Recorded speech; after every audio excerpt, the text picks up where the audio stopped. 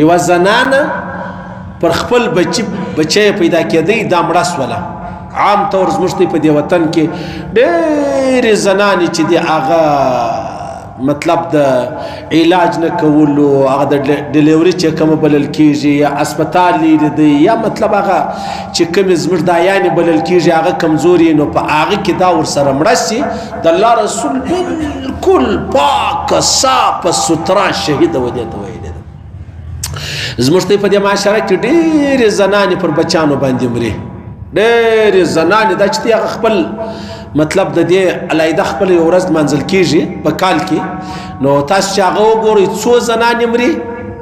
د کشنې پر پیدایش باندې. پاکې لویه بنیادي وجه دا ده چې اول زموږ خلک په زنانه باندې علاج نه کوي، دا زموږ ډېره لویه کوتاهي ده. دویمه خبره دا ده بیا که علاج ورباندې کوي مازې معمولي یو دایې ده چې وروره په ژوند یې شی لیدلی نه و، دا هم ګرځي پر ښځو باندې چې کشنۍ پیدا کېږي، بیا دا خپل مراسم چې دی هغه خپلوي د دې د کمزورۍ د وجې. او بله خبره دا ده اسپتال عام طور جنې لري، عام طور اسپتال چې دی هغه جنې لري، نو دا کشنۍ په کور کې پیدا کېږي. بلډ پریشر هغه بی پي چې دی بولي هغه دومره لوړه سي چې دا په هغه کې دا خپل ژوند د لاسه چې دی هغه ورکي. دا بنیادی وجه دی اسپتال لري دی. زموږ خلک په زنانه علاج نه کوي، یا کمزورې دایي چې د هغه ورته ناسته ده،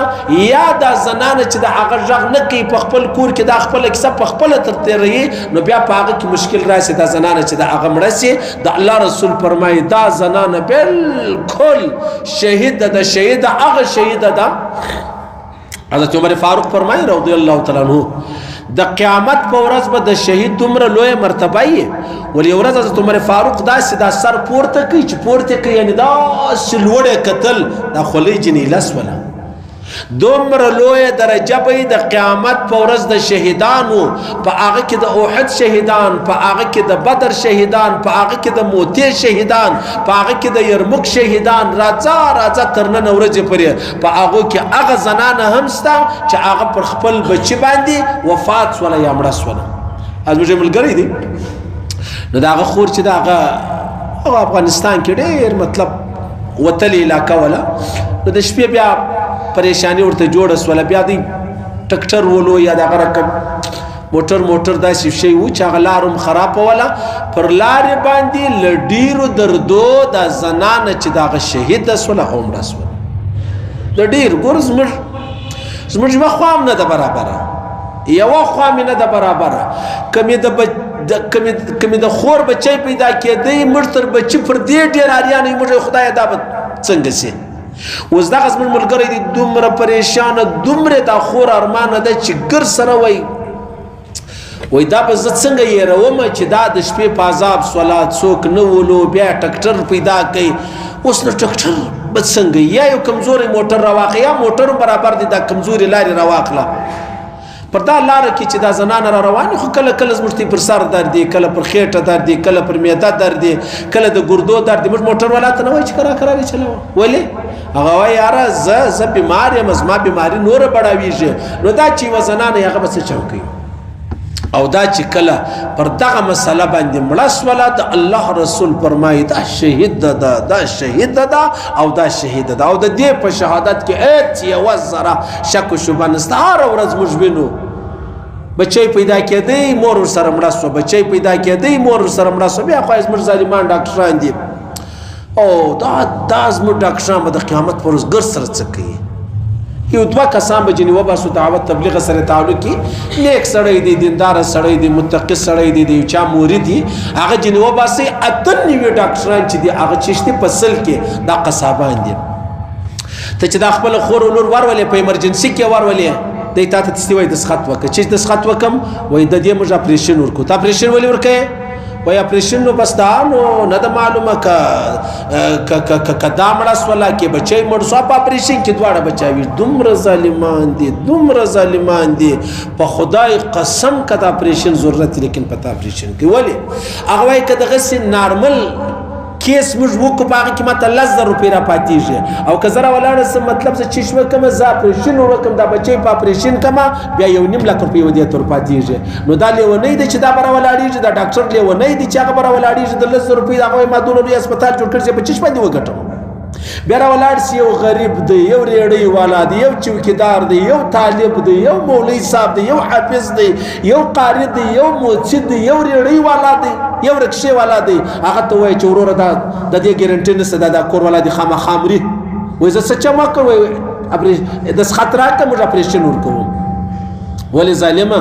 ته به هم خور لرې ته به هم مور لرې ته به هم لور لرې ته به هم کور والا لرې بیا به هغه ته څه جواب ورکوي په هغه ورځ باندې بیا ته څه چم کوي ډېر ظالمان دي الله اکبر الله